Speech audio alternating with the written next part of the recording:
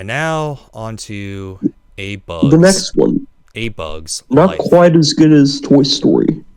Not aka awful. aka the animated Seven Samurai film, or Yeah. the Magnificent Seven animated Yeah. film, if you will. Yep.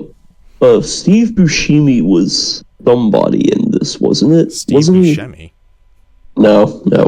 I got him mixed up with the other guy. No, He was the voice of the angry grasshopper that came in and that was like, was blah, blah, blah, disgraced. blah. That was disgraced actor Kevin Spacey.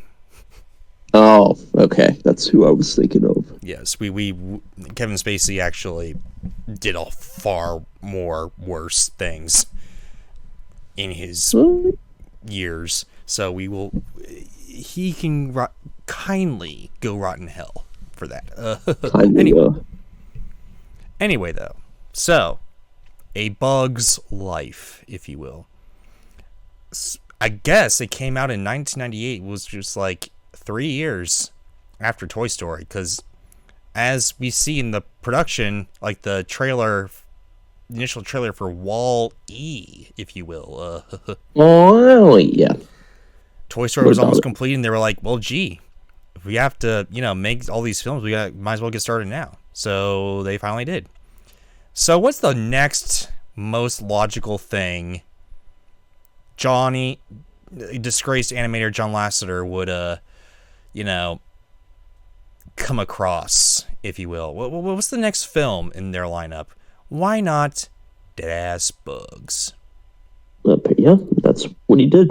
Oh, yes. And Yeah, surprising enough, there was like 2 bug films that came out in 1998. Yep, the CGI Bug Wars. Basically, yeah. It was, and CGI Star Wars the next year. Oops. Yeah, when Jeffrey Katzenberg left, he took the idea for this Pixar bug movie and made Ants and rushed that film out to kind of compete with A Bug's Life in the same year. And he got it out earlier, but dare I say it's kind of... I've never seen it. I have, and it's... I know. Very ugly. You all know. It is kind of physically unappealing. It definitely looks more like, when you think of 90s CGI in the generic sense, it's that. Oh, yes. But in retrospect, it's kind of got like a retro charm to it now. But it wasn't really, like, compared to its competition, it did not win. That's the best way to look at it. No. Plus, the story was a little, it was a little of a noops. It was, I like, short tangent. I like the fact that the bugs in this world, they had this giant hour-and-a-half long adventure or whatever, like this giant film. Oh, yeah, shooty. This giant film of an adventure, basically in a picnic area. Like, literally a few steps for regular humans. Ants had like a huge hour-and-a-half film long adventure, basically. I like that idea. Yeah. Other than that, that's really just about it. This film is just boring. And it's the only film that Sylvester Stallone and Woody Allen would ever be in together, which is kind of ironic. And also, that's all I'll say on that. It's really boring. This film, though, it's more... The Bug's Life. I always found this film to be more aesthetically appealing, if you will. Aesthetically pleasing. I'd say, yeah. Yeah, for sure. The better of the bugs. Even though, ants are not, blue or pink. They are brown like ants. Like the ants and ants, if you will. Dark. Like black brown, I guess. Something like that. They're not light blue or, light pink. Or purple or whatever the heck they are. But I like that. I don't know why. Maybe it's because I was a kid when I first watched it. was more appealing to the eye, and it wasn't ugly. So there's that. It did have that going for it. Better story. That's probably what really saved it. AKA Seven Samurai. Correct. Which, if you know the story of Seven Samurai, that's basically this movie. But anyway, Flick, I'll take the story this time. Or actually, no, you'll take the story this time because... this one I don't really remember that well. Lucky excuse. Anyway, so Flick, I'll sum this up very fast though. Flick is a inventor, and all the other ants are just ants in a colony, if you will. Oh, metaphor. Anyway, he's in love with the princess, but the princess doesn't like him. He ruins their food supply. The grasshoppers come in and, want their food supply, but they don't have any food for them. So now they've got 3 days to find it. And while I guess they get as much food for the grasshoppers as possible, Flick goes into this small town, which is also below the A-Man trailer park customs that we see in Monsters, Inc. That will come across later. Oh, I might can talk about that one. But yeah, they're at Trailer Park Customs. In the bug city, if you will. And then Flick hires these circus bugs. Circus bugs? How can you be circus bugs? These are the lousiest bugs in the world, and they're going to make me rich. I know that because of Cars. I don't know why. Anyway. So, the bugs, they come along, and they're like, oh, yeah, we'll do this. They think they're going to put on a show, so they try their best to put on a show, but then they realize that, oh, wait, we are actually supposed to fight these grasshoppers. Oh, no. But then Flick comes up with the idea to create this fake bird to scare away the grasshoppers. But then there's the lie revealed thing where the ants realize that Flick was lying and the bugs were lying. These bugs are not really heroes, they're just circus bugs. Flick is banished and all that, but the grasshoppers come and they, enslave the ants basically, and then the bugs and the ants, like the small ants, like the baby ants, I guess, that run away from the grasshoppers, they pilot the bird, they scare away the grasshoppers for a bit, but then it goes up in flames. There's the big climax where Flick saves the day and stands up to the grasshoppers and the ants. All of them stand up to the grasshoppers and kick them out of town and all that.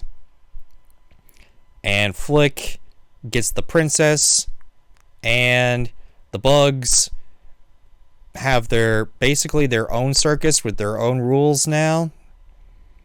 Sticking it to the man, if you will. And yeah, that's basically it. That's all of Bug's Life. And I gotta say, it's pretty decent, especially for 1998. Listen.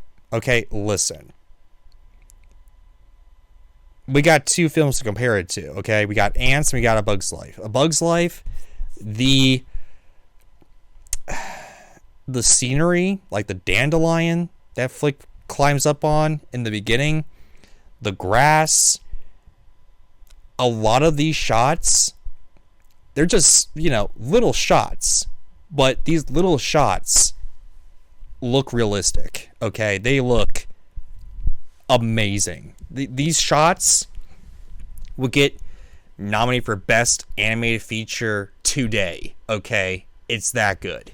Some of these shots are just absolutely brilliant.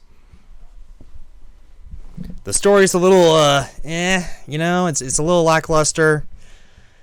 Again, it's Seven Samurai. We've seen this story done 1,000 times up until 1998, let alone today. So there's that. It's a cute, harmless film. Not the best, but dare I say it, it is certainly not the worst that Pixar will make. And yeah, Son, do you remember this film, and what are your thoughts? Yes, I know my favorite part was when they get to the city with the song. That's part of the film. That's it. That's it. Then there's that. I guess there's that mosquito that's like, "Kid got my wings," and he's like asking for money, like a homeless person, which is kind of sad. Yep. But also, I don't even know why they included that. That's kind of sad. Why would they? I mean, build the world, I guess, but that's just kind of whatever, you know. And here's the thing too: their world is a little closed in, you know. Even though they go farther in areas, you know, the grasshoppers even go to this desert, you know. It's very bizarre. It's like really weird that they're on this little island in this river, but like the ants are on this little island in the river. Flick, you know, basically walks all the way to Trailer Park Customs to the city, Chattanooga. Which you tell us, yes or no? They do. Certain areas in both Tennessee, Georgia, even South Carolina and North Carolina, you see a lot of Trailer Park Customs. And I'm not saying where I live. All I'm going to say is that, yeah, I've seen it. But anyway. Oh, yeah, me too. Oh, yeah. Anyway, though, they just... Even though it's bigger in scope, it seems smaller, which I cannot get it. I cannot get. I don't understand it, right? Like, the story and all that is better than Ants, but Ants kind of is better in the scope of the world, you know? It's kind of weird. If you combine these two films together with their best parts, you get like a really great film, but we just have this. So, yeah, not the best, but certainly not the worst. I would give it an okay out of 10. No, I'm kidding. I'll give it 7 out of 10 as one of the film reviewers I watch. I'll give it a 7 out of 10. Closer to a 6 than an 8. And I won't say who it is. I won't say who it is because I don't know about him. Anyway, son, your rating for A Bug's Life. Mine, again, I think I'll have to match your 7 here. Closer to a 6 than an 8 there. If we're gonna do that, probably closer to a 6 because it's not one that I really think about as much as the others. Yeah, but that way, I would give it this. You're playing the guitar. I see. A little bit. Indeed. I would give it this, though. What will you give it? It is a mood maker, if you will. It's very charming, and it's just, if you want to just put a movie in the background, I mean, you can't go wrong with this, okay? It's just a little nice movie. It's just nice, you know? Nothing groundbreaking, you know? It's just nice mood reset button, I guess, you know, that type of thing. Yeah. Anyway, that's a good way to look at it, actually. Oh yes, but you know,